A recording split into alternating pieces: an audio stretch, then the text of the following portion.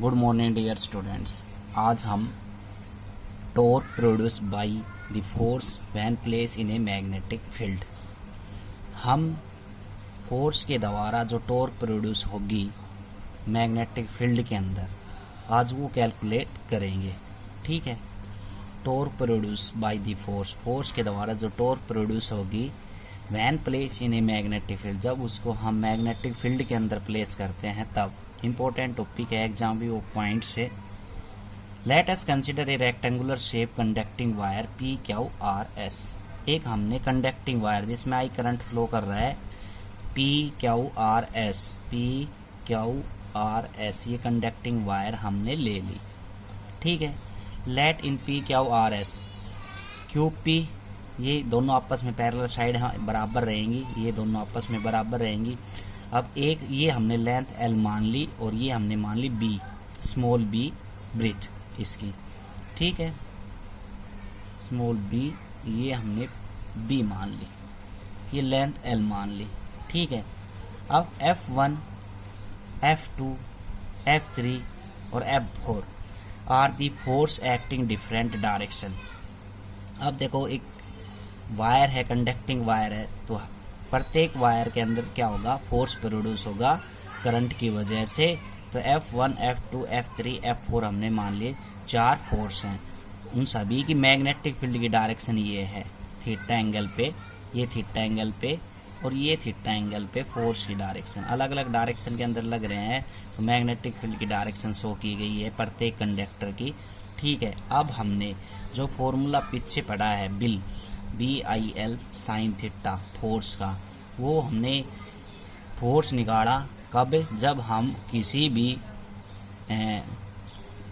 Conducting wire को magnetic field में place करते हैं तो फोर्स कितना होता है। तो पीछे हमने BIL साइन थीटा फोर्स की वैल्यू कैलकुलेट की है।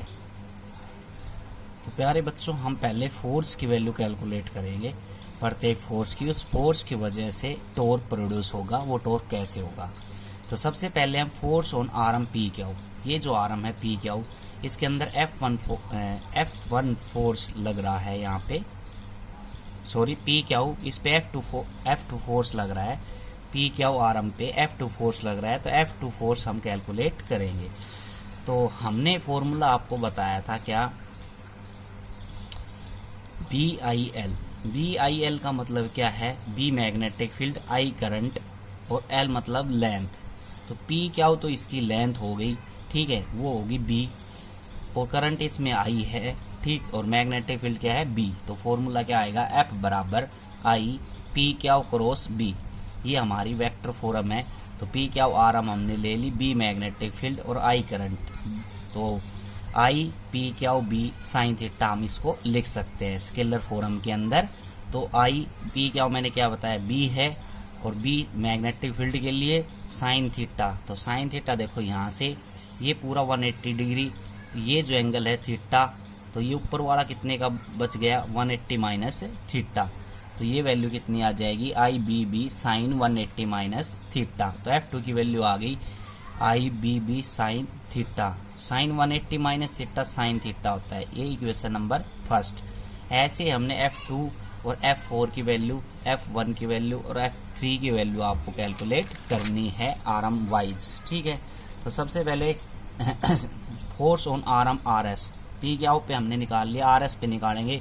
तो F4 है, तो वो क्या हो जाएगा, IRS length cross magnetic field B, इसको हम लिखेंगे IRS B sine theta, vector form से स्केलर फॉर्म के अंदर। फिर वो एंगल बन रहा है 180 माइनस में थीटा, ठीक, तो 180 माइनस थीटा क्या हुआ, साइन थीटा। तो ये वैल्यू भी सेम आएगी IBB sine theta, equation number second. देखो F2 फोर्स हमने कैलकुलेट किया, F4 फोर्स कैलकुलेट किया, दोनों फोर्स का मैग्नीट्यूड इक्वल आया। तो these two forces are equal in magnitude but opposite in direction, so they are cancel out. ये हमने बताया था, एक लाइन पे ही जब दो फोर्स एक्ट हो रहे हैं अपोजिट डायरेक्शन के अंदर, तो वो आपस के अंदर क्या हो जाते हैं, कैंसिल, ये इक्विलिब्रियंट कंडीशंस होती है।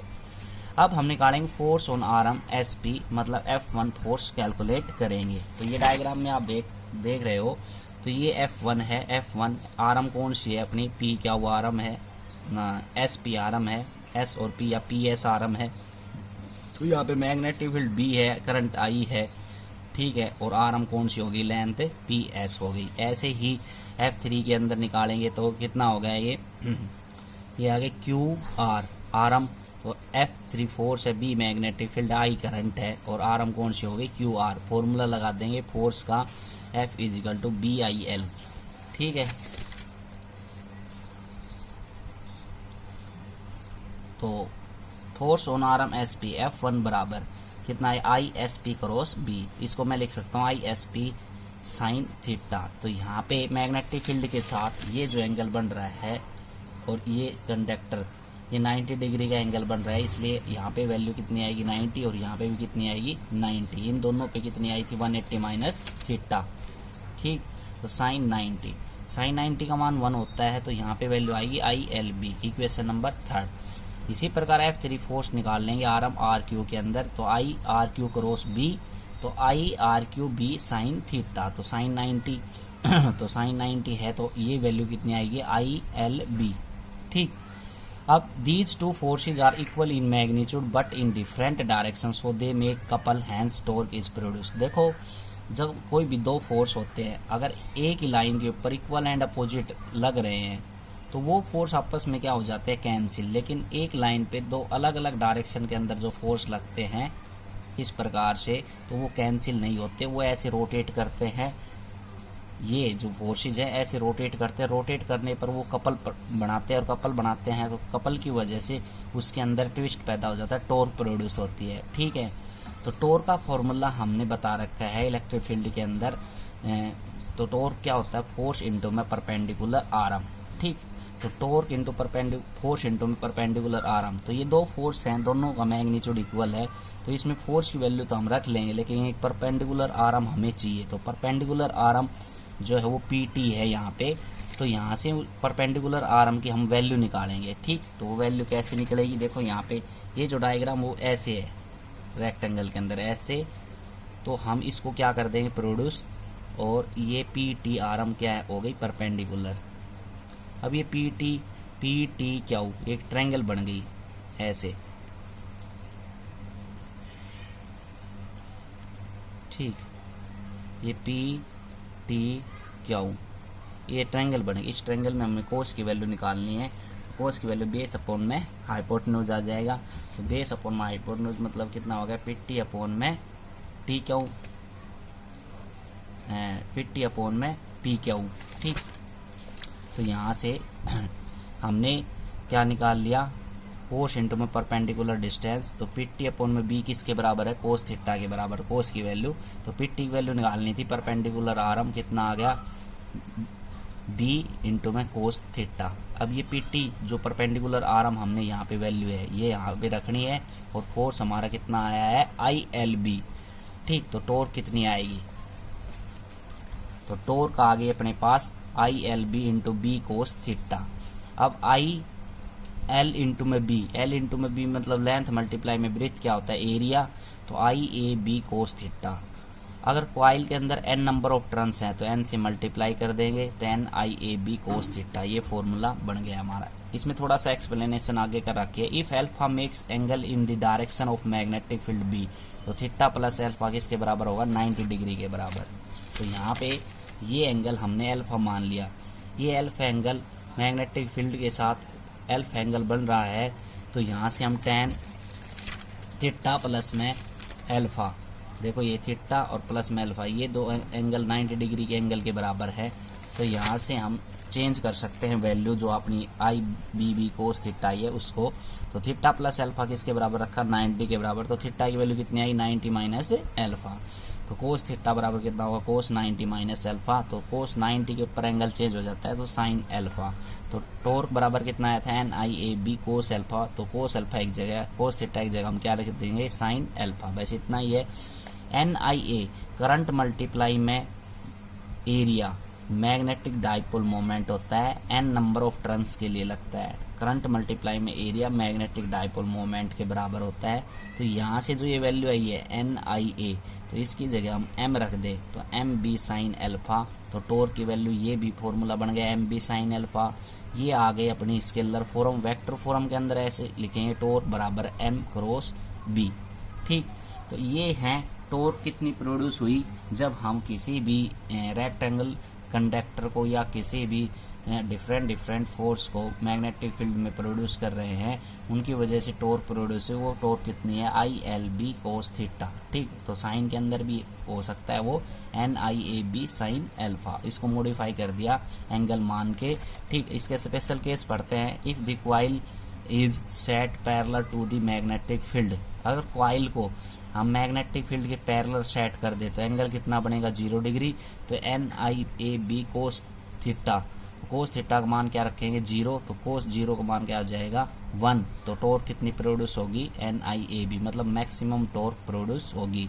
अगर कॉइल को परपेंडिकुलरली मैग्नेटिक फील्ड के साथ सेट कर दे तो थीटा कितना बनेगा, 90 डिग्री। तो टॉर्क कितनी प्रोड्यूस होगी, NIAB कोस 90 डिग्री। तो टॉर्क कोस 90 का मान 0 होगा, तो टॉर्क भी कितनी होगी, 0। तो मिनिमम टॉर्क होगी यहाँ पे। अगर इस फॉर्मूले के अंदर हम रखेंगे NIAB sin अल्फा, तो हम इसका अपोजिट केस हो जाएगा, क्योंकि साइन 0 का मान क्या होता है, 0, और साइन 90 का मान क्या होता है, 1 हो जाता है। ठीक, अब उस फॉर्मूले के अंदर रखते हैं तो स्पेशल केस इनके आपस में अल्टरनेट रहेंगे। ठीक, आगे है moving coil galvanometers. Moving coil galvanometer होता क्या है, ये एक इंस्ट्रूमेंट होता है जो कि हम स्मॉल करंट डिटेक्ट करने के लिए और मेजरमेंट करने के लिए यूज करते हैं मूविंग कॉइल गैल्वेनोमीटर का। इसको हम डेड बीट गैल्वेनोमीटर भी कहते हैं। प्रिंसिपल किस सिद्धांत पर ये काम करता है, इसकी वर्किंग जो है वो करंट कैरिंग कॉइल को अगर हम यूनिफॉर्म मैग्नेटिक फील्ड के अंदर प्लेस करते हैं तो वो एक टॉर्क एक्सपीरियंस करता है। ये उसका प्रिंसिपल है। It's working is based on fact that when A current carrying coil is place in a uniform magnetic field, कोई भी करंट कैरिंग कॉइल को मैग्नेटिक फील्ड के अंदर प्लेस करते हैं तो वो टॉर्क प्रोड्यूस करती है। कंस्ट्रक्शन इसकी क्या है, it consist of coil PQRS, ये एक कॉइल का बना हुआ PQRS का, having large number of turns, जिसके लार्ज नंबर ऑफ टर्न्स है, इंसुलेटिंग कॉपर वायर के साथ इंसुलेट है। The lower end of the coil is connected to one end of the spring S1, नीचे का जो हिस्सा है वो एक स्प्रिंग के साथ जुड़ा हुआ है S1 का के साथ, क्वार्ट्ज एंड फॉस्फोरस ब्रोंज, और जो वो स्प्रिंग बनी हुई है एक एंड में जुड़ी हुई है वो फॉस्फोरस ब्रोंज की बनी हुई है। Other end is highly elastic spring is connected to terminal T2, दूसरा एंड है हिस्सा उस रेक्टेंगुलर कॉइल का, वो टर्मिनल T2 के साथ कनेक्ट है। The coil is suspended from a movable torsion head, coil जो है एक लटकी हुई है किसके साथ, टोरोजन हेड के साथ। The coil is freely rotated without touching the magnet, coil free rotate करती है बिना टच किए मैग्नेट के। So it make a radially field, तो वो रोटेट करेगी तो कैसी फील्ड बनाती है, रेडियली फील्ड बनाती है, मतलब कि मैग्नेटिक फील्ड मैग्नेट के परपेंडिकुलर रहेंगे। M is a concave mirror attach to the phosphorus bronze, एक कॉनकेव मिरर बीच में लगा हुआ है फॉस्फोरस ब्रोंज स्ट्रिप के बीच के अंदर।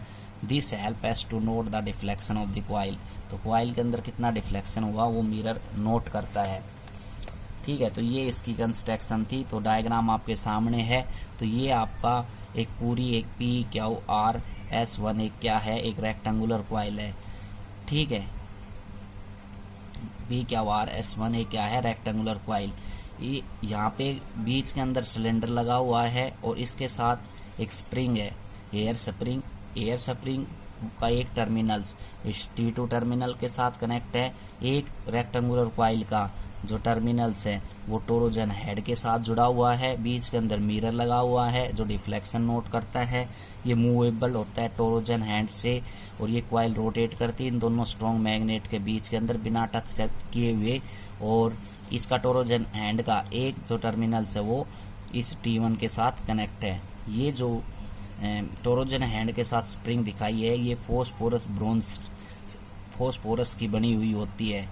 ठीक, तो ये इसका क्या है कंस्ट्रक्शन, और कंस्ट्रक्शन के बाद थोड़ी है वो कल पढ़ेंगे। Thank you.